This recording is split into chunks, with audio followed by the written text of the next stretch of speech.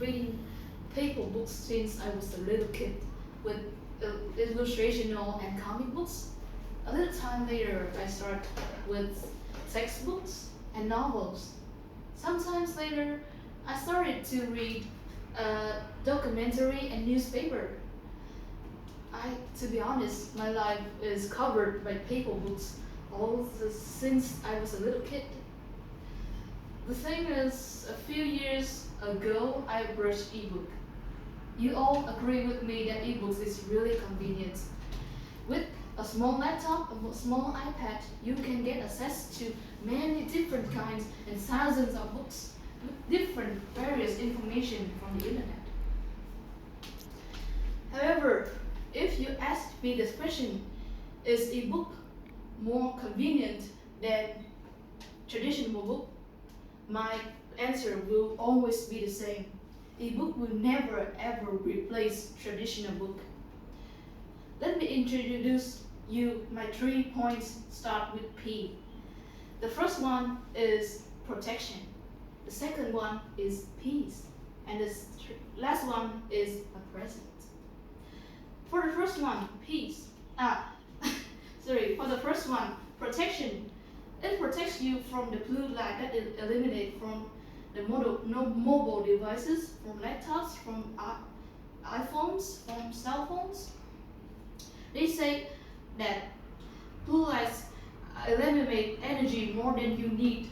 So that is the reason why before bed you usually put your iPhone in front of you and it eliminates the energy strong enough to keep you stay awake, keep you tired from the period after. The second protection it gives us is from sedentary lifestyle. It is the lifestyle where we always sit, always look down to the device without paying attention to the surrounding areas.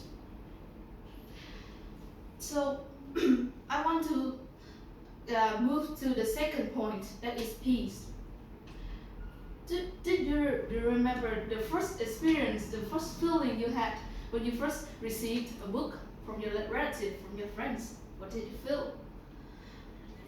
And for 10 years later, when you put it back from the box and you see the same old books that you received 10 years ago, how do you think right now?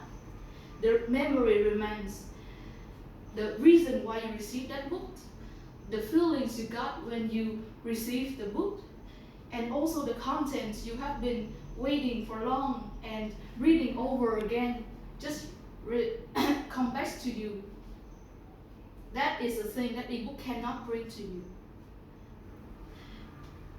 The second point is there are scientific reports on the sensation of touching the papers, flipping the papers, books, that brings you relaxation and the feeling of comfortable. So imagine in a rainy day, you sit on the couch, flicking through the pages of books and hear the rhythms of the rain falling.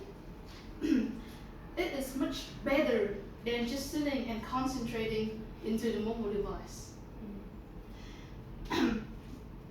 And the last point I want to mention is the present.